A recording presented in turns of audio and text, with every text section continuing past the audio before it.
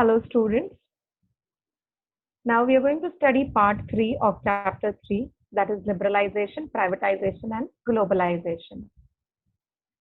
Now today I'm going to teach you about privatization, and the topics which would be covered under this is about, of course, privatization or disinvestment and public sector enterprises.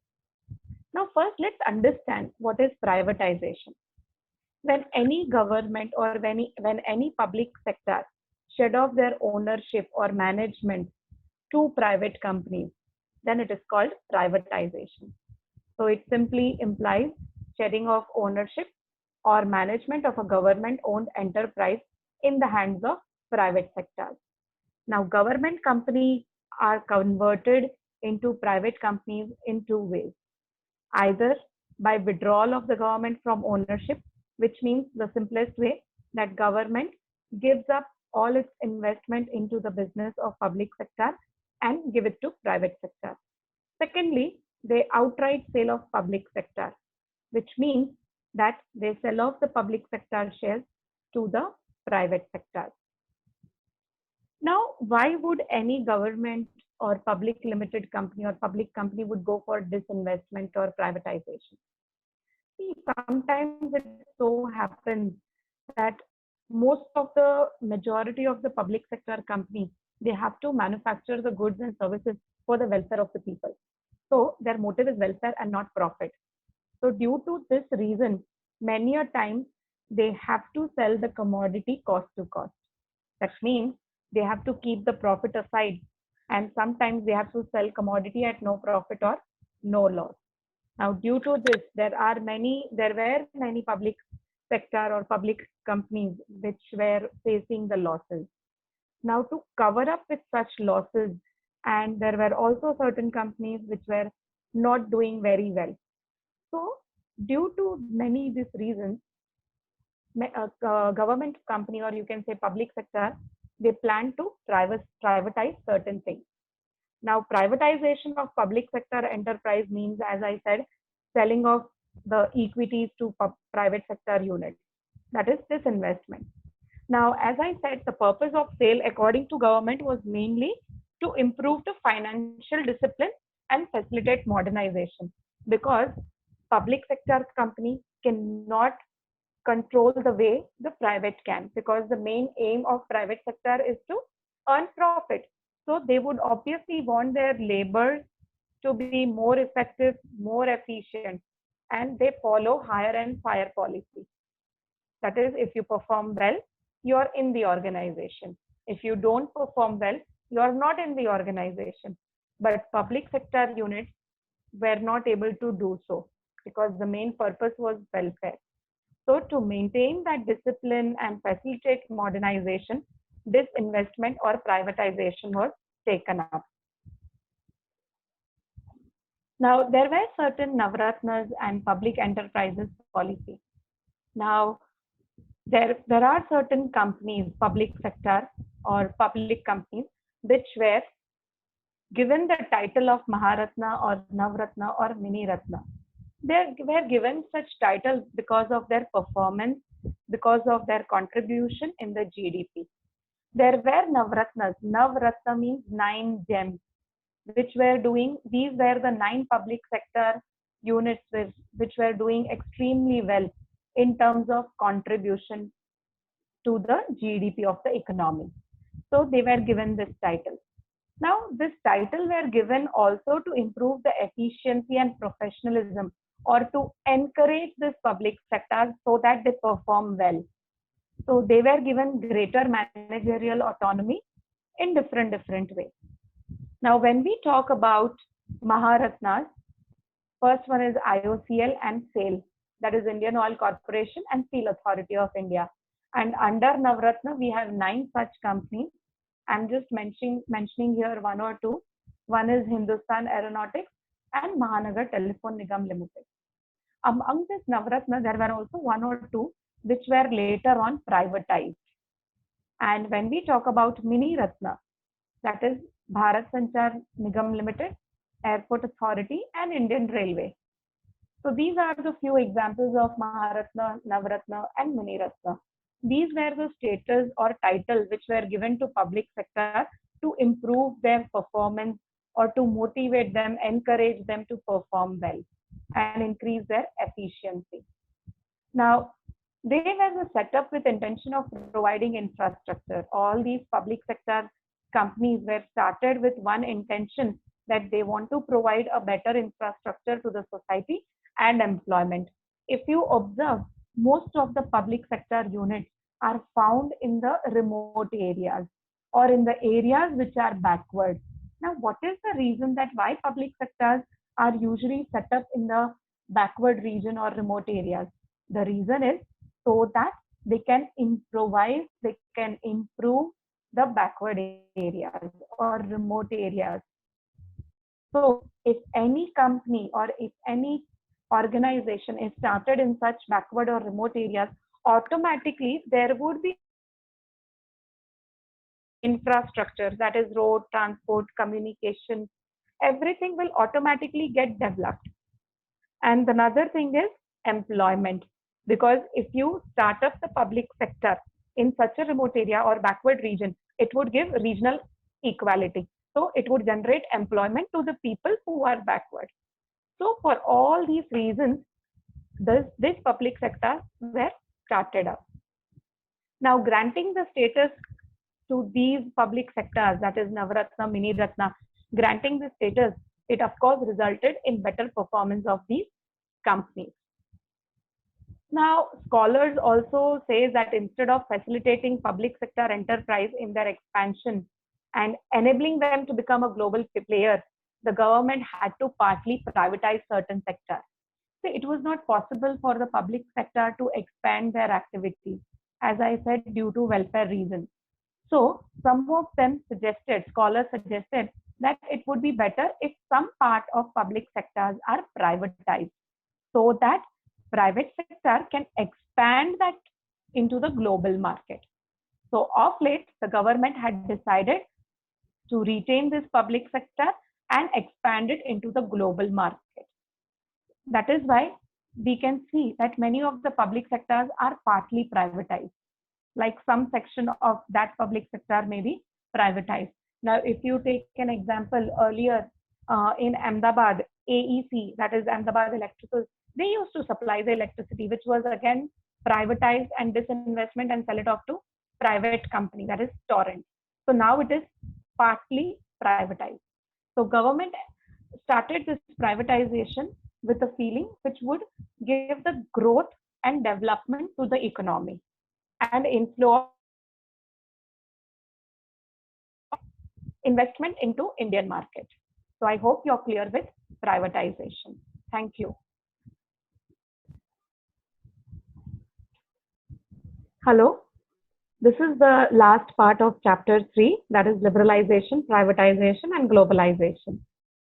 The topics which are going to be covered is about globalization and outsourcing and about the global footprint and WTO. So first, let's understand what is globalization. Now, as we have discussed about privatization, liberalization, the another term which in new economic policy, which was, we came up with was globalization. That is allowing our country to trade openly with the other countries and allowing other countries also to trade with our countries without any restrictions. So although globalization is generally understood to mean that integration of our economy with the world economy, but it also involves the creation of network activities, be it social relation, economic relation, or political relation, or geographical boundaries. So when more than two countries share their economic, social, political, and geographical boundaries, then it is termed as globalization. Now, the main aim or the main attempt of globalization is to establish the link in such a way that whatever is happening in India, it is influenced by the events of other countries. If you observe now, present situation itself, whatever is happening in the other country, let's say, for example, if the US economy or if US, American economy comes down or falls down, of course, it is going to harm the Indian market also, because now we are globalized economy. We have certain trade relations with USA or with UK, with Japan, with so many countries that functioning in their country or their fall or their booming, economic booming or recession may affect the functioning of our country. So globalization is turning the world into one and whole and creating a borderless world. Now, when we talk about globalization, the most important term which comes up is outsourcing. So what is outsourcing? This is the term which most of the organizations are using it. Let's say first, let me give you a practical example so that you understand this term. Let's say, for example, I am involved into manufacturing of goods. Let's say garment industry. Now, there are certain activities which I'm not able to take care of because I want to focus on my production. I want to focus to improve my production, to increase my sales. So there are certain activities like, let's say, advertising or let's say recruitment. Now, if I spend time in framing the advertisement or if I spend time in hiring the people, that too much of time can be involved into it. So what I will do is I'll give those activities, I'll hire the agencies to do that work on behalf of me. Like, let's say for advertising, earlier people used to advertise for, within the organization, they used to frame the ideas and everything. But now it is very simple that we outsource the activity. That is, let's say I ask the agency to prepare an advertisement on behalf of me. I'll just give them the requirement and they can prepare for me. So I don't have to interfere or I don't have to waste time on that particular activity. Similarly goes with the recruitment also. Nowadays, many organizations are hiring the recruitment agency who are specialized in recruitment. Like if they are in need of, let's say, 4 engineers, simply they'll give the job profile or job description to those recruitment agencies that we want this kind of 4 engineers, kindly recruit for us. So here what is happening, the company is not involved into the non-core functions. They want to focus on the core function, that is production, and improvise in terms of technology or modernization or improving the output. So here the whole activity of recruitment is outsourced. It is given to outsider and they will work on behalf of us. So now the company can focus on production rather than other activities. So in outsourcing, a company hires regular service from external sources. Now let's imagine, I just gave you a very simple example of a business. You can imagine or visualize from the country's point of view. So when a company hires a regular service from external source, mostly from the other countries, like let's say legal advice or computer service or advertising, then it is termed as globalization. Now, as a form of economic activity, outsourcing is intensified in the recent times. Just now I told you it has increased a lot because of growth of communication and particularly IT, that is information technology. Now, you would have observed that there are many BPOs and KPOs. BPO is business process outsourcing. That is, you're outsourcing one whole activity and giving it to particular country. So they can do that activity on your behalf. That is why in India, we have many BPO centers. That is the call centers. So we have our clients from the foreign country. They make call centers in India. So people who are working in India, obviously they can handle the client of foreign countries from within the country. We also have KPOs, that is knowledge process outsourcing, again, hiring the intellectual, activities. So these are some of the examples of outsourcing. Most of the multinational company and now even small scale companies have started outsourcing the functions either within India or outside India. Now, usually why people outsource is because they don't have much of a skilled manpower. So India has become a destination for global outsourcing because still we have more manpower, that is, we have more human resources and skilled manpower who are intelligent. We have a global footprint in terms of public sectors also. Many of our public sectors have expanded their market in the global countries also. And one of them is ONGC, which is, of course, having its project in 16 countries. Same way goes with Tata Steel, which was initially started in 1907, but now they have their projects and operations in more than 26 countries, and it employs nearly 50,000 persons in the other countries.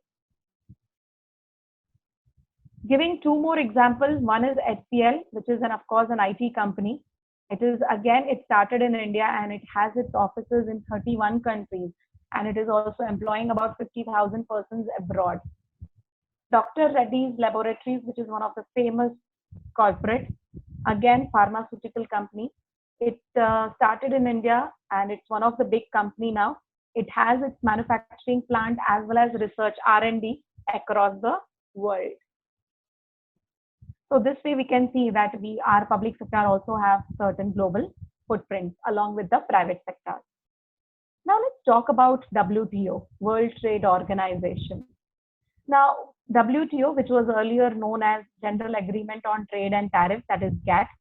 Now it was established in 1948 with 23 countries as a member of WTO. India is of course one of the member of them, and World Trade Organization was started with an aim in mind that all the countries who are the members, they work together, they share geographical boundary and trade.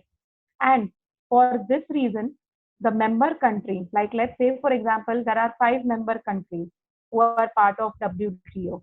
Then among those 5 countries, they will trade with each other with mutual consent and with harmony. So it is expected to establish a rule-based trading regime in which nations cannot place arbitrary restriction on trade. So which means that among these few countries who are member of WTO, certain restrictions were removed if they are trading with the member country. So the purpose of WTO was to enlarge the production and services in the various countries and improve the trade relation with each other. Now, WTO agreement also cover the trade in goods as well as the services. And that is why there were removal of tariffs as well as non-tariff barriers. See, let's say, for example, if China and India and America, they are part of WTO, that they have to follow certain rules and regulations as to with regard to tariffs. They have to remove certain restrictions for that country to enter into our market. And same goes with them also. Even they have to allow Indian member country to trade in their country. So the main purpose of WTO was to have a good trade relation with the member countries. Now, there are certain scholars who question that the usefulness of India being a member of WTO as a major volume of international trade occurs among the developed nations. Many people say that WTO is beneficial only to the countries who are developed because they do trading among each other much more. But then due to WTO, it has of course influenced the Indian economy and encouraged the Indian economy to be the leader in the global market. So this way we can see that how liberalization, privatization and globalization have helped our Indian economy to become the global leader. And I'm sure in the coming years, Indian economy is going to go to very good, achieve growth and development in terms of global leaders. Now, moving on to another topic, which is about the reforms in industrial and agriculture sector. Now, reforms in industrial and agriculture sector, I have already explained in the earlier chapters in detail. So I'm sure you would go through the same. Thank you very much.